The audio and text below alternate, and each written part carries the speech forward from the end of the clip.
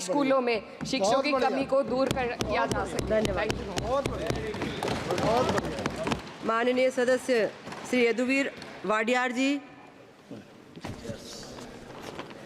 Honorable Speaker, Madam, I thank you for this opportunity to add to the general discussion on the demand for grants for the Ministry for Education for the year 24-25.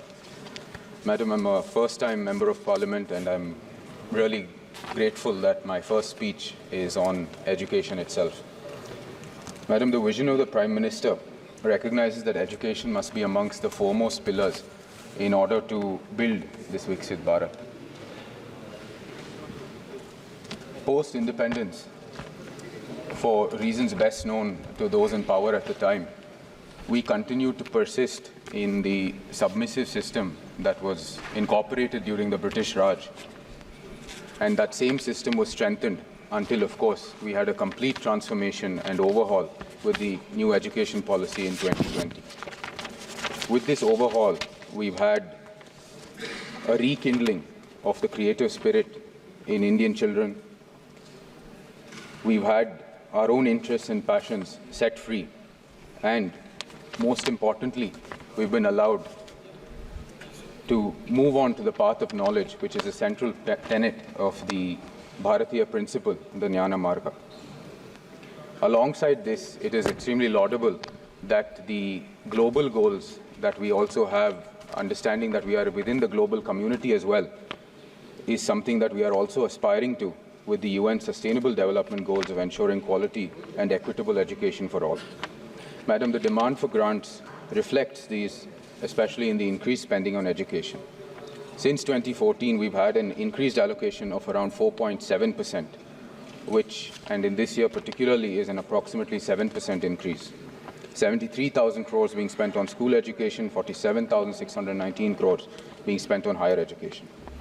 Madam, the demand for grants reflects a further strengthening of the transforming Indian education system, an emphasis on skill-based learning, a much-needed technology-driven teaching environment, and an increased investments in the school education system.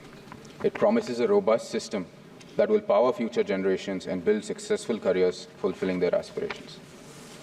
Madam, it's a universal truth that education is a bulwark against perpetuation of poverty amongst weaker sections of society. And in this matter, the huge impetus given to accessibility to education is something that we must really praise. The Uchchatra Shikshan Protsahan Yojan, the specific mention within the budget of 10 lakhs for helping youth who do not qualify for any other government schemes and policy is an enduring central principle of this government's policy.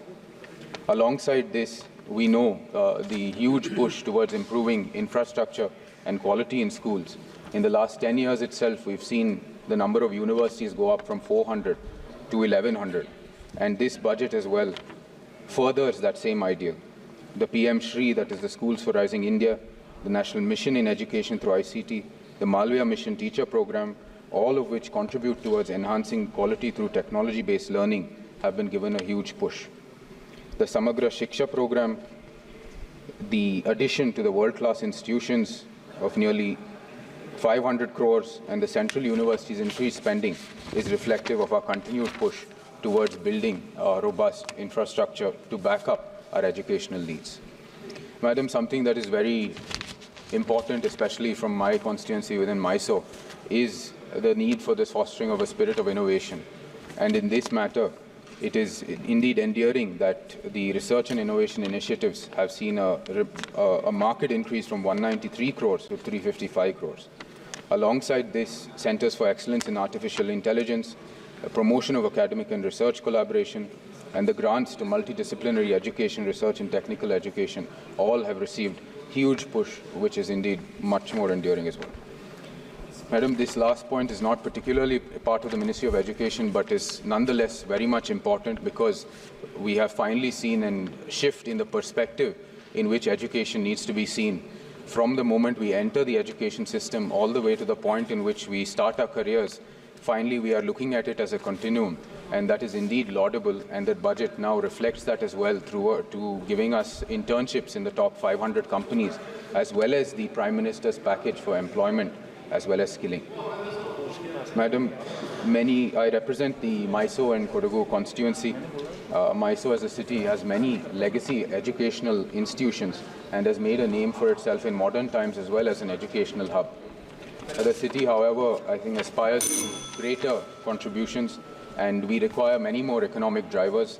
So my kind submission to the Minister for Education is to set up a triple IT in Mysore. This will ensure that the educational base for fostering IT hub that Mysore has a potential to become will see be true. Madam, I also represent Kodagu, and Kodagu University is one of the newer universities in our state. Given the many climatic events, some that we've seen with our brothers and sisters in Kerala as well, which have created tragedies there, the university being in Kushal Nagar can serve as a center for ensuring that climate-related, climate-resilient crops, climate-resilient infrastructure can be researched and developed there as well in Kodagu University. And it being at the doorstep of the Western Ghats, it is, I think, natural that it should be there. Madam, with this, I conclude my address on the discussion. I thank once again you for giving me this time.